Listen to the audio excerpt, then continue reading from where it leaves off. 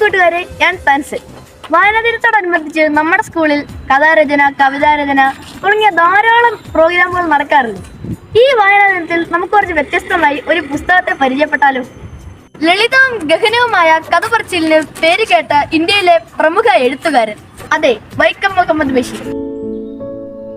നമ്മുടെ എല്ലാം ബേപ്പൂർ സുൽത്താൻ. വായനയിലൂടെയും കേട്ടറിവിലൂടെയും നമ്മൾക്ക് സുപരിചിതമായ ബാല്യകാല സഖി.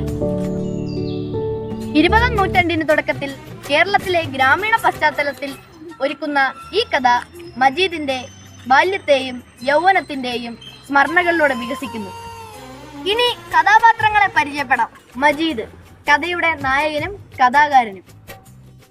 സംവേദനക്ഷമതയുള്ളവനായും ആത്മപരിശോധനയുള്ളവനായും തന്റെ ബാല്യകാല സുഹൃത്തായ സുഹ്റയോട് വളരെയധികം അടുപ്പമുള്ളവനായുമാണ് ചിത്രീകരിച്ചിരിക്കുന്നത്. മജീദിന്റെ ബാല്യകാല സഖിയും പ്രണയിനിയുമാണ് സുഹ്റ. ജീവിതത്തിന്റെ സങ്കീർണതകളെ ചെറുത്തുനിൽപ്പോടും കൃപയോടും കൂടി നാവിഗേറ്റ് ചെയ്യുന്ന ഒരു ആത്മാർത്ഥതയും സ്വതന്ത്രയുമായ യുവതിയായിട്ടാണ് സുഹ്റയെ ചിത്രീകരിച്ചിരിക്കുന്നത്. മജീദിന്റെ തീരുമാനങ്ങൾ രൂപപ്പെടുത്തുന്നതിൽ മാതൃസഹജാവബോധവും വിവേകവും നിർണായക പങ്കും വഹിക്കുന്ന മജീദിന്റെ അമ്മ ചക്കി. എന്നാൽ പരമ്പരാഗത മൂല്യങ്ങളെയും സാമൂഹിക പ്രതീക്ഷകളെയും പ്രതിനിധീകരിക്കുന്ന കുഞ്ഞുപാത്തുമ്മ, സുഹ്റയുടെ അമ്മ. ബഷീർ തന്റെ വ്യത്യസ്തമായ ശൈലിയുടെ ഒരു പങ്ക് ഈ പുസ്തകത്തിലും ചാലിക്കാൻ മറന്നില്ല.